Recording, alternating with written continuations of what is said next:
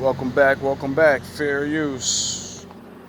Upon its release in 2006, Idiocracy gives a glimpse into what the United States might look like in 2505. At the time, audiences saw this movie as nothing more than a cutting satire, criticizing the trajectory the country was on. But now, nearly 2 decades later, with that trajectory becoming steeper and steeper, we can now see that Idiocracy was more than just satire, it was a warning. And as we continuously fail to heed that warning, the 2505 we witness in the movie becomes less and less distant. Idiocracy shows a society controlled and pillaged by corporations, human beings who are completely dependent on products that are slowly killing them, and a constant injection of misinformation. These are all the same mechanisms that shape our society in 2023, and they all work together to maintain the status quo just as they do in the fictional society of Idiocracy. The film follows US Army librarian Joe Boris, who is scientifically determined by the military to be the most average man in the world, not particularly smart, athletic, or determined, nor the opposite. This quality makes Joe the perfect control candidate for an upcoming classified military hibernation experiment meant to last just for 1 year. Unable to find a suitable female candidate, the military hires Rita,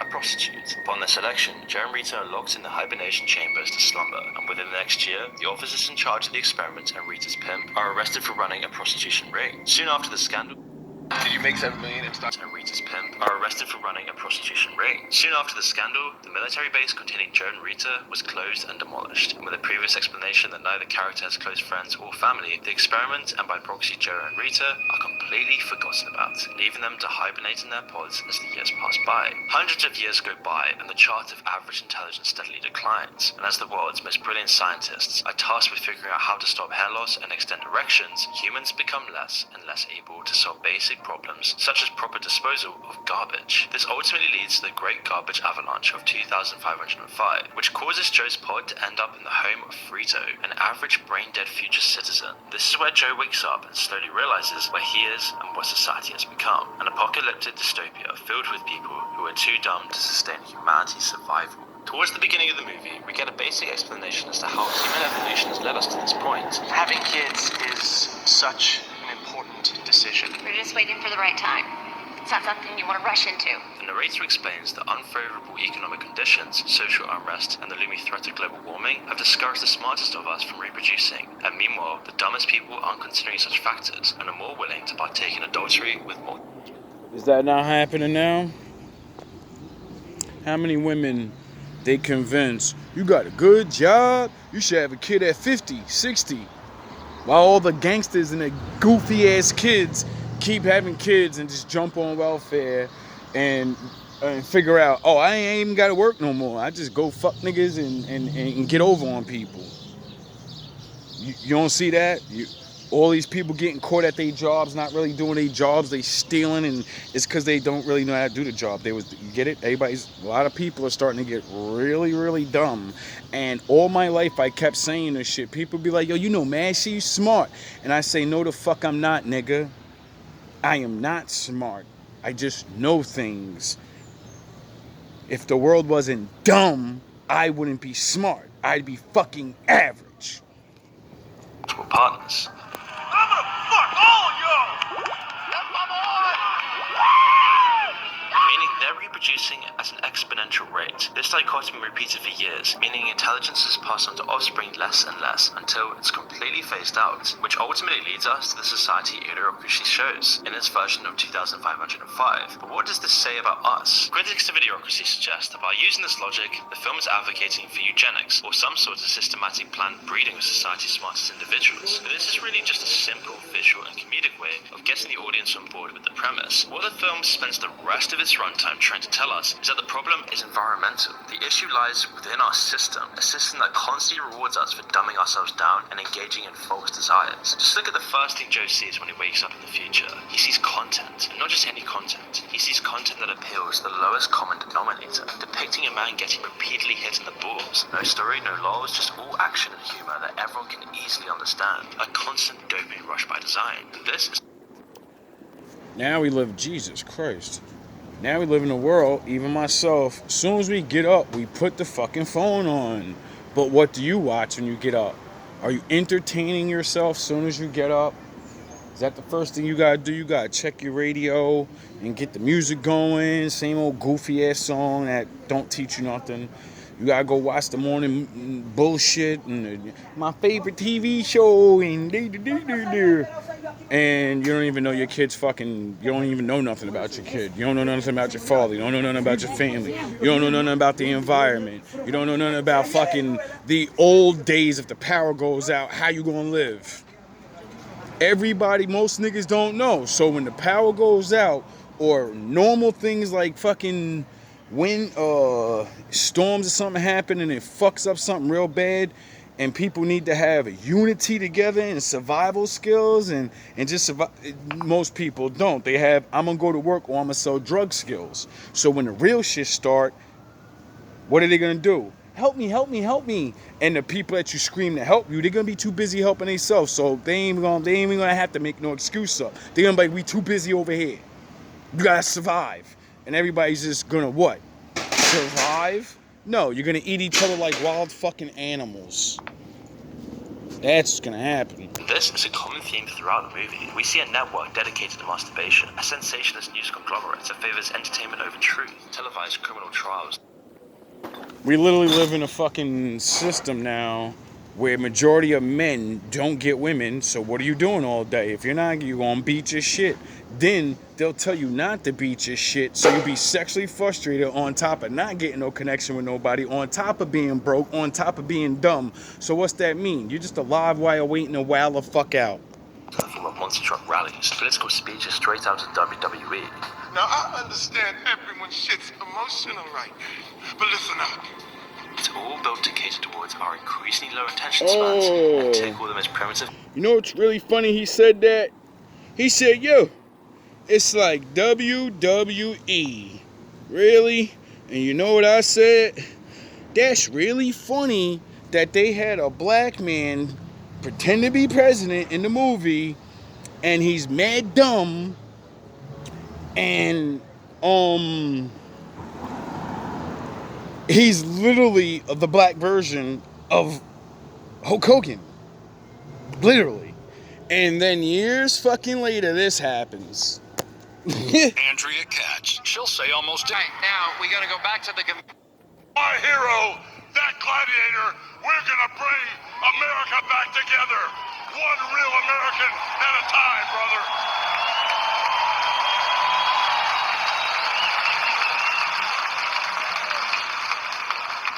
You know something? I've seen some great tag teams in my time. Hulk Hogan and, ooh yeah, the Macho Man Randy Savage. What's the black guy's name in the movie? Camacho. But you know something? I see the greatest tag team of my life standing upon us, getting ready to straighten this country out for all the real Americans.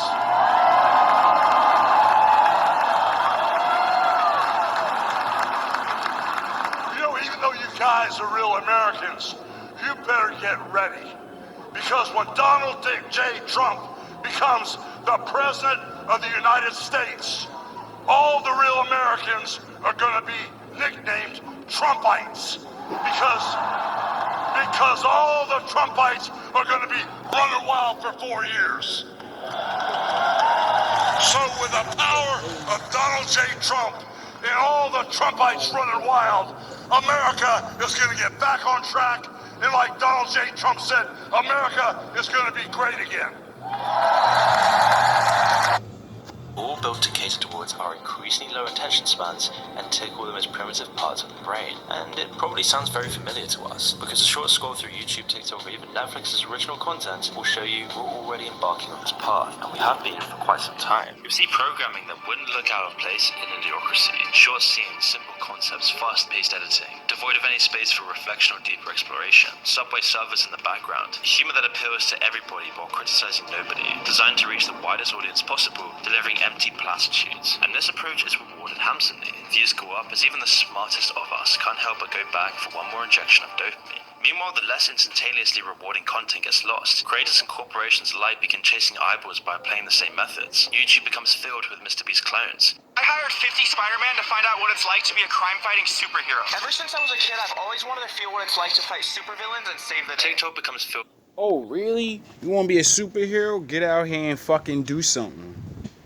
Don't be Spider-Man. You ain't got spider powers. Be Batman. He ain't had no powers, nigga.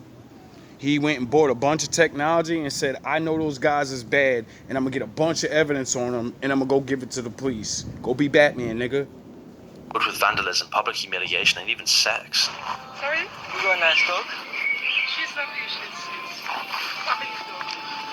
Good morning, good morning. Whole lot of gangs. Our news has even become entertainment. But that's not the worst part. The worst part is that the faces of this movement are rewarded with immense wealth and fame. And at the same time, essential workers are underpaid and disrespected. Teachers struggle to afford their basic needs. Doctors and lawyers are required to take on immense debt with predatory interest.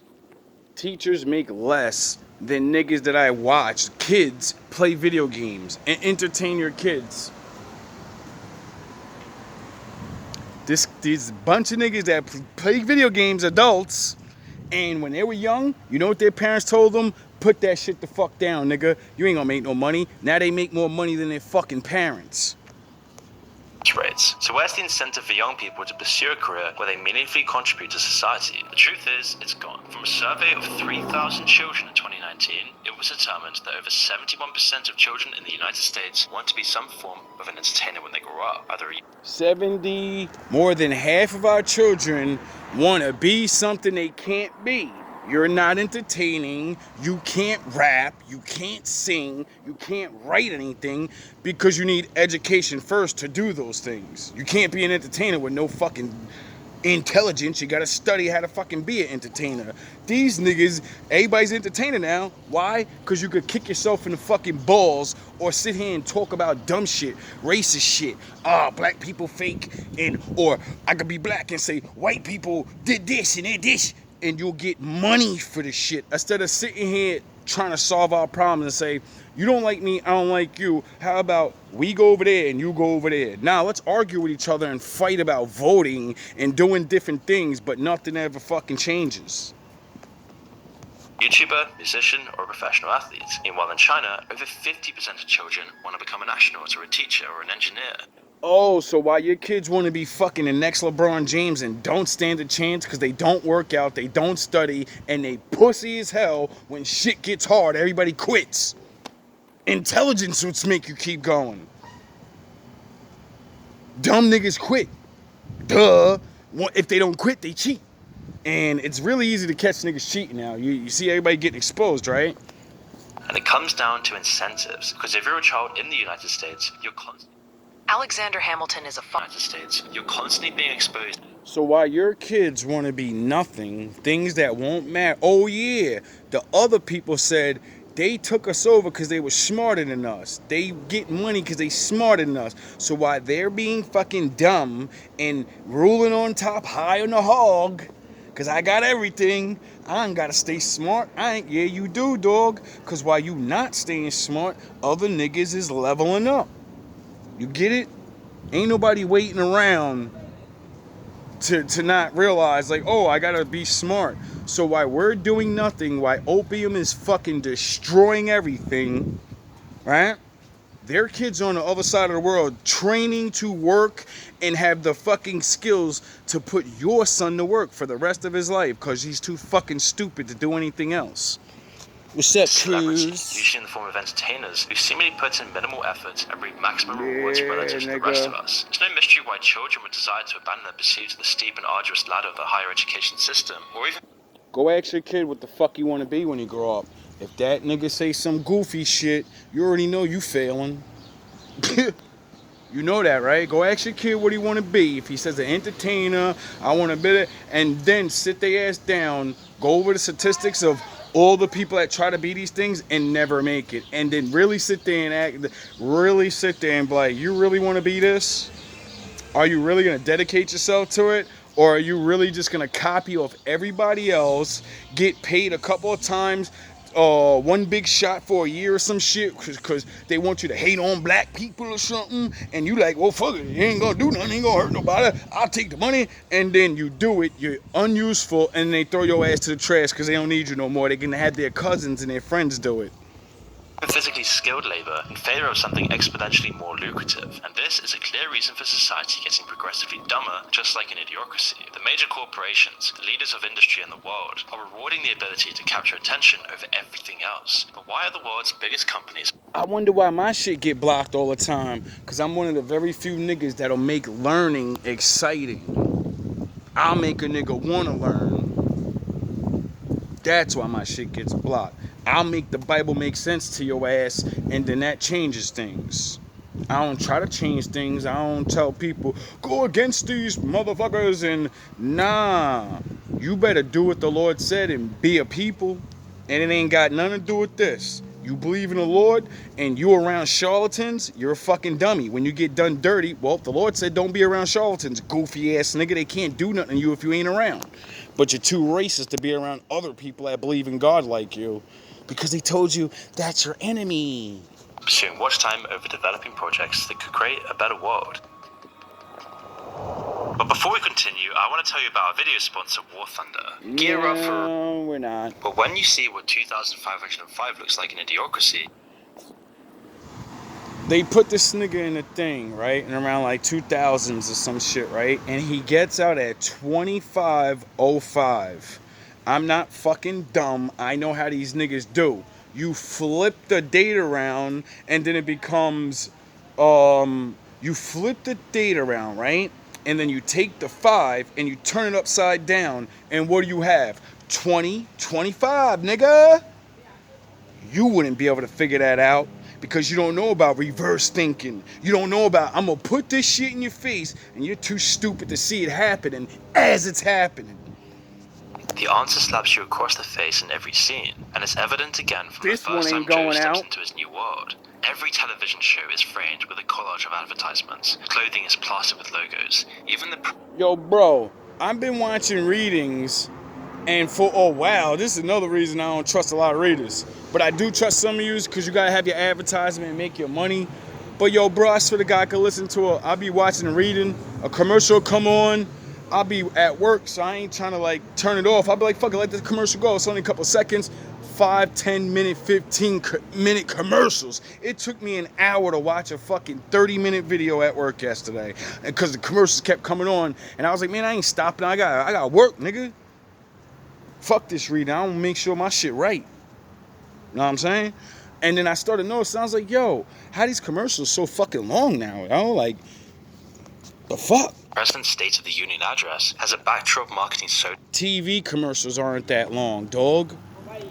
and credit card companies. The hospitals, prisons, schools, all littered with corporate propaganda. In Idiocracy's version of the future, you have no choice but to give these companies your constant attention and buy their products. In this future, fast food and energy drink companies have effectively normalized themselves to the point where nobody questions why one company provides them with the housing, food, and even medicine. Some even praise these companies for the services they provide. And our current world is just so much closer to this than you think. Advertisements are becoming more intrusive by the day.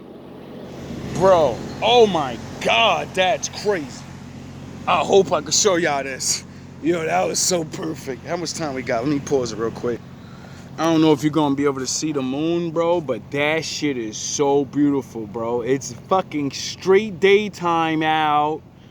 You know, it's sunset, and the moon's already up, bro. That shit look crazy, bro. The moon is fully outside during the exact time of the sun going down. I don't remember ever seeing no shit like that. And that looks beautiful, bro. That's fucking beautiful. I hope y'all, I don't even think y'all could see that shit. Yeah, y'all can see it. Let me see. Yeah, y'all can see it. It probably don't look,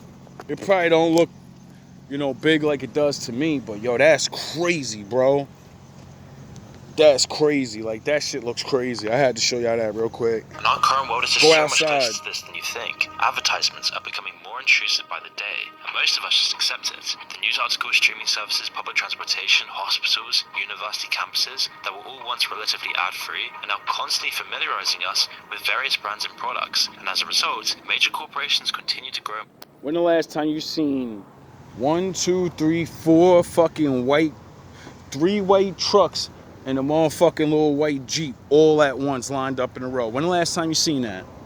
monopolize. Never. We're now at a point where major companies like Coca-Cola, Nestle, Amazon, and Disney own almost everything you consume on a daily basis. It's basically impossible to avoid all of this, as they actually own all the perceived competition, and because they have so much influence in our society and culture, the government is forced to cooperate with them. Even when regulations are in place, these now massive companies can use their infinite funds to buy the influence of public officials, influencers, and the regulators themselves, and in turn, they can ravage our national resources, destroy our culture and society, and commodify our primal desires at the expense of our souls. So in this context, it doesn't seem far-fetched that one day we'll wake up to a future just like this dystopia that Joe finds himself in, similar to that of Infinite Jest, where every year is advertised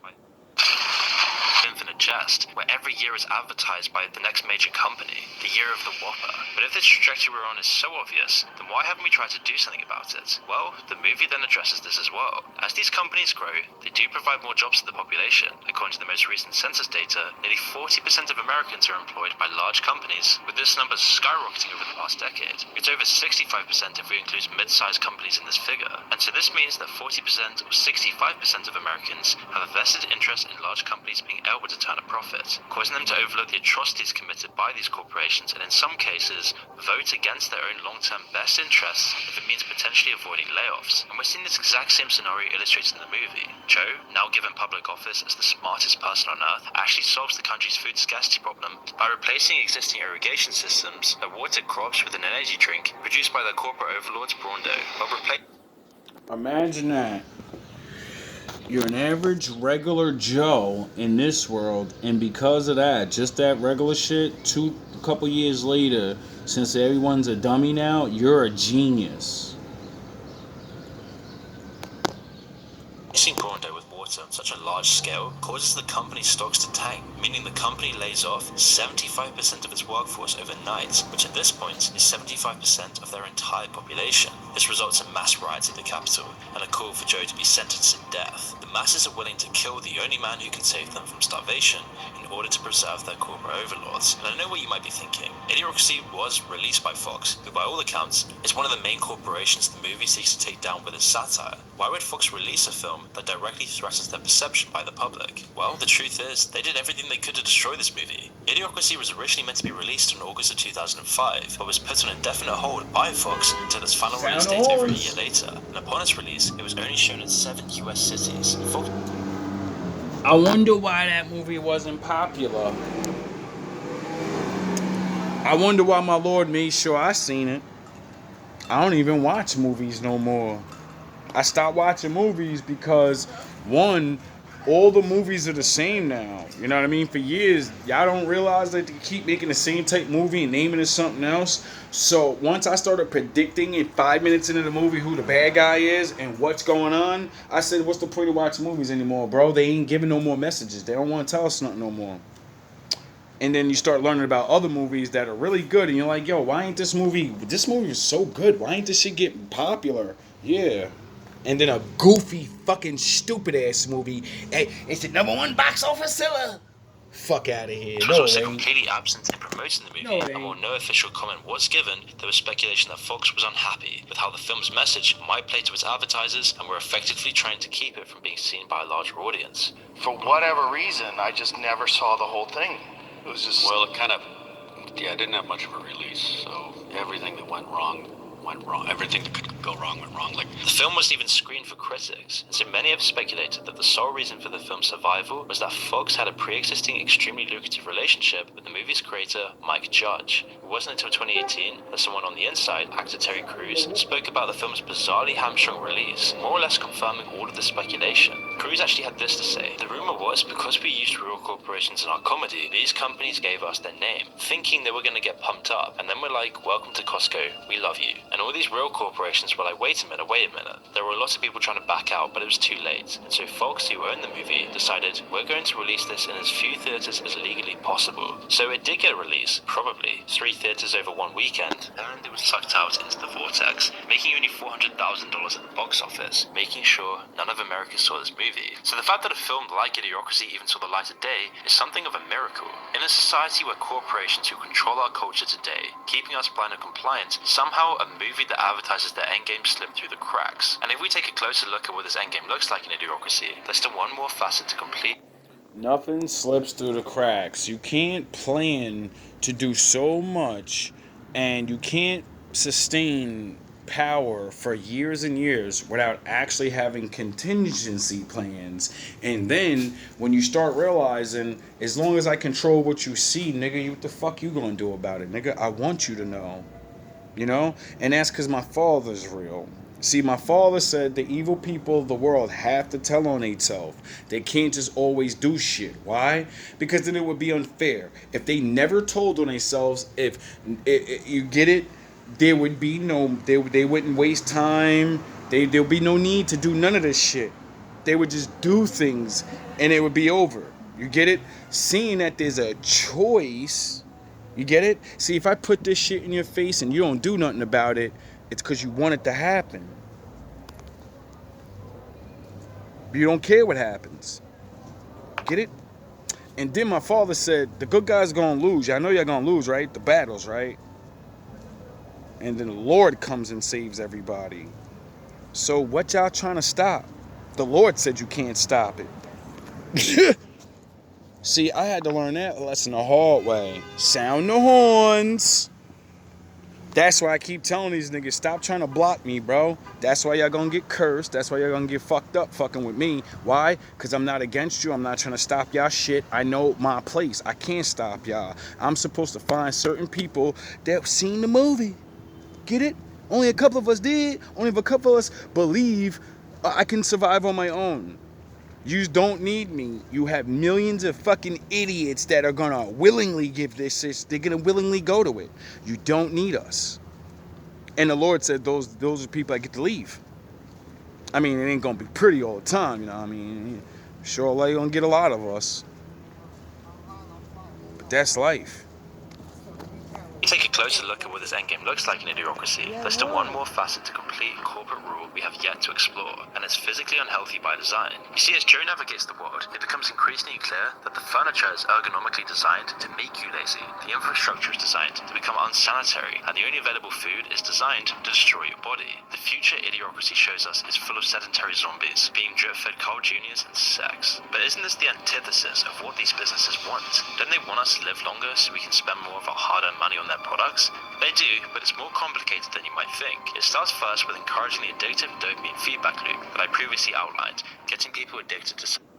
See, users still stupid and think they want money. If they control all this shit, then money don't mean nothing to them, nigga. I don't need money if I print money. Why do I need you to give me your money when I'm the one that gave you the money to begin with? I just don't give it to you. Y'all think they want money?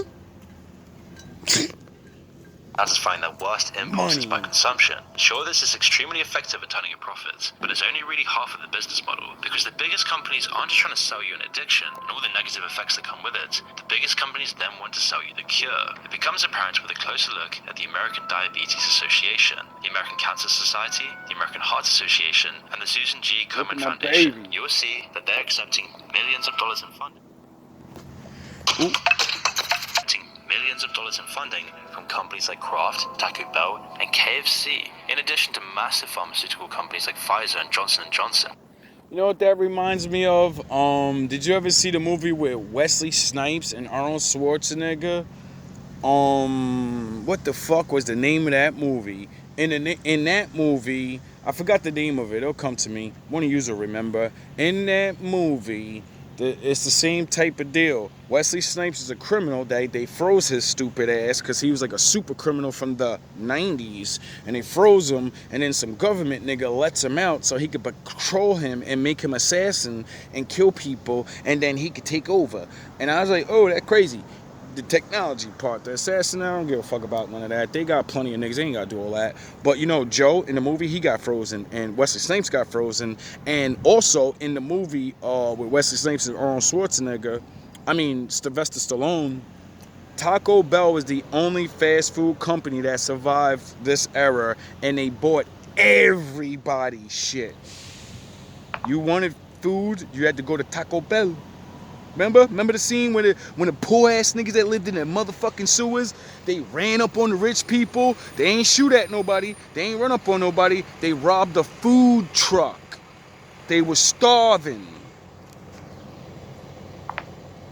Bell and KFC, in addition to massive pharmaceutical companies like Pfizer and Johnson & Johnson. So when we look at the leading companies that make food, the non-profits meant to educate the population on nutritional intake and disease, and the corporations that develop drugs to treat illnesses, they all have a vested interest in maintaining an unhealthy population. That's why almost everyone around you is so unhealthy these days, why people are dying at record rates of cancer. The lines blur even further when food companies such as Nestle directly purchase ownership in health science and research laboratories, and pharmaceutical companies start to invest directly in companies that specialize in the production of food and agriculture. But this doesn't begin and end with food. You can find pharmaceutical companies and religious organizations around the world that have vested interest in nearly every addictive industry across the board. Industries including alcohol, tobacco, gambling, and pornography. They offer pill as treatments.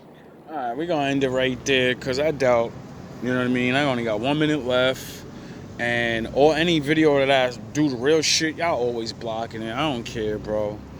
It's gonna get out to the people that need it. And like I keep saying, y'all, I get it, you know what I mean? I can't stop y'all. And I learned from watching my teacher, Obi-Wan Kenobi. He going through problems. Niggas sabotaging his videos and shit. And as soon as the shit he was complaining, it hit me in my head. And I said, yo, bro, the Lord controls everything. The Lord don't give a fuck about everybody. So he don't want everybody to know this. Whoever knows, knows. Whoever